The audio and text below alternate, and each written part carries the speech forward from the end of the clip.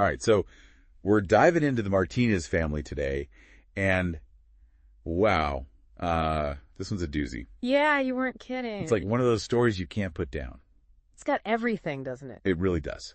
So we've got wealth, we've got success, seemingly perfect family, living the American dream. And then, boom! Exactly. A double homicide rocks their world and leaves everyone questioning everything. Who were the Martinezes, really? That's the question that keeps coming up. Right, because on the surface, it's picture perfect. Yeah, then you peel back the layers and you've got this dark secret at the heart of it all. Totally. And the night of the murders itself adds a whole other level of intrigue. Oh, absolutely. So we've got the parents, John, and pause. I think it was Mary. Mary found dead in their home, and immediately suspicion falls on the sons. Michael and David. Right. Were they just innocent bystanders caught in a horrible situation? Or was there something more to their story? See, that's what I find so fascinating, because the police reports you sent over paint this picture of doubt right from the start. Oh, yeah. The investigators were picking up on inconsistencies in the brothers' stories almost from the get-go. Like what kind of inconsistencies? Well, for one, they presented themselves as these successful businessmen, right? But then you dig a little deeper and you find mounting debts, risky investments. Oh. Yeah. It's like they were living a double life trying to maintain this facade of wealth and success. And what about that spending spree after the murders? You highlighted that in your notes, and it's wild. Oh, yeah. Totally out of character. Right after their parents are found dead, they're suddenly making lavish purchases, going on trips. Almost like they were celebrating. Well, some people saw it that way for sure, and it definitely fueled the suspicion surrounding them. But then comes the bombshell.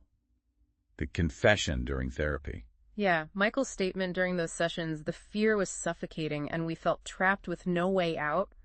It really shifts the narrative. It does. It paints a completely different picture of the family dynamic. Yeah. Suddenly you're seeing John Martinez not as a loving father, but as a potential abuser. And that throws the whole case into a new light.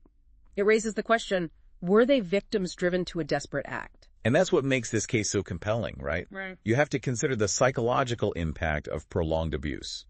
Could it have pushed them to a breaking point? Absolutely. And that's exactly what the defense focused on in the initial trial. They argued that the brothers were victims of this horrific cycle of abuse, forced to choose between their own lives and their parents. But the prosecution had a strong counterargument, didn't they? They did. They focus on the financial gain, portraying the brothers as cold and calculating, motivated by greed. And that's where public opinion really gets divided. Oh, absolutely. It was a media frenzy. Some saw them as victims, others as monsters. You even sent over some old newspaper clippings, and it's amazing to see how divided people were. It's fascinating how a case like this can capture the public imagination and spark such polarizing views. And just when you think you have a handle on the story, another twist. Roy Rosello. Right. His testimony alleging abuse by John Martinez completely throws a wrench in everything. It adds this whole other layer of complexity to the case. You have to question everything you thought you knew. It's like every time you think you've got the story figured out, another piece of the puzzle emerges. And this new testimony ultimately led to a retrial. Which I imagine was pretty unprecedented. It was. And in this retrial, the legal definition of mitigating circumstances became really important. You highlighted that term in your notes, Oh, yeah. and I have to admit I wasn't super familiar with it. It basically means that while the brothers were found guilty, the judge acknowledged the extenuating circumstances of abuse, which resulted in lesser charges. So in the end, they weren't completely exonerated, but the court recognized that the abuse played a role in their actions. Exactly. It's a lot to unpack. It is. It makes you think about the complexities of the justice system and what it means to truly serve justice in a case like this. Yeah, I mean, was justice really served here?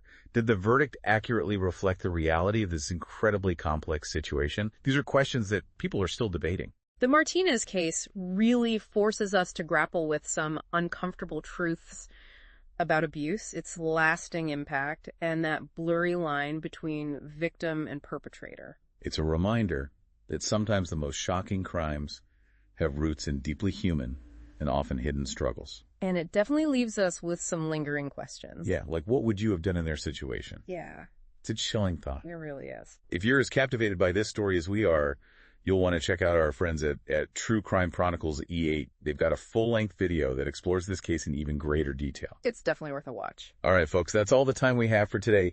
But keep those questions coming, and we'll see you next time for another deep dive.